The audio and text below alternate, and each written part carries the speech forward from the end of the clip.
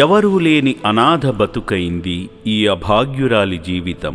కన్నవాళ్లను కోల్పోయి ఈ లోకంలో ఒంటరిగా మిగిలిపోయింది. యాదాద్రి భువనగిరి జిల్లాలోని చౌటుప్పల్ పరిసర ప్రాంతాలలో ఈ నిర్భాగ్యురాలు దిక్కుతోచని స్థితిలో తిరుగుతోంది. మతిస్థిమితం కోల్పోయి తనలో తాను మాట్లాడుకుంటూ రోడ్లపై పిచ్చివాళ్లలా అడుగులు వేస్తోంది. మాసిన బట్టలు, చింపిరి జుట్టు, చేతిలో ఒక పాత సంచి, ఇదే ఆమె ప్రపంచం. వయస్సు మీద పడటంతో కనీసం నిలబడలేని స్థితిలో ఒకచోట కూలబడిన ఈ నిస్సహాయురాలు నిష్కల్మషమైన మనస్సుతో దీనాతిదీనంగా చూస్తోంది. క్షణంలోనే ముసిముసి నవ్వులు నవ్వుతూ మరుక్షణమే ఏదో తెలియని వేదనతో బాధపడుతుంది.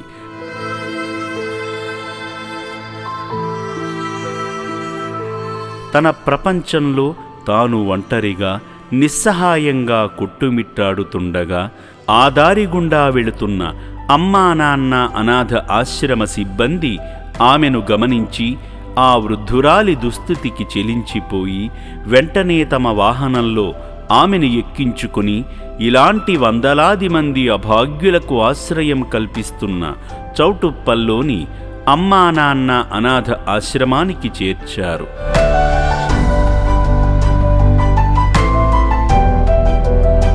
రక్షణాలయానికి చేరుకోగానే ఆశ్రమ సిబ్బంది ఆమెను ప్రేమగా చేతులు పట్టుకుని తీసుకువెళుతూ, ఇదేనమ్మా నువ్వు ఉండే ఆశ్రమం, ఇక్కడ నీకు మంచిగా భోజనం పెడతాం, నిశ్చింతగా ఉండవచ్చు అని ఆమెకు భరోసా ఇచ్చారు.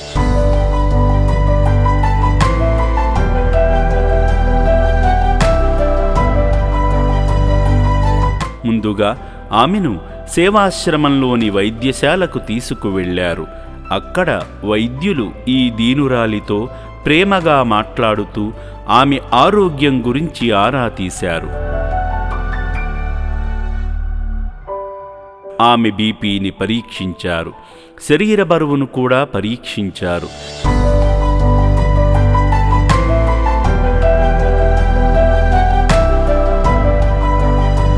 వైద్య పరీక్షల అనంతరం ఆకలితో ఉన్న ఆ అభాగ్యురాలికి ప్రేమగా భోజనం పెట్టారు.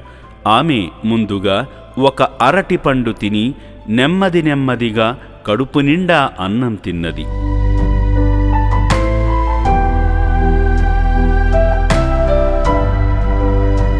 ఎన్నో రోజుల తరువాత ఆకలి తీరడంతో ఆమె ముఖంలో తృప్తి కనిపించింది.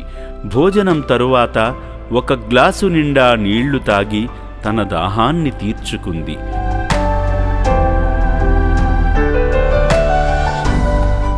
అమ్మా నాన్న అనాథాశ్రమం మానవత్వానికి ప్రతిరూపం, దిక్కులేని అభాగ్యులకు అన్నపూర్ణాలయం. ఆశ్రమ వ్యవస్థాపకులు, సిబ్బంది అభాగ్యుల పట్ల చూపుతున్న ప్రేమ, కరుణ అమోఘమైనది. వయస్సు మీద పడిన ఈ అనాథ వృద్ధిరాలిని ఆదరించిన తీరు, ఆమెకు కొత్త జీవితాన్ని ప్రసాదించిన విధానం వారి మానవత్వానికి నిదర్శనం.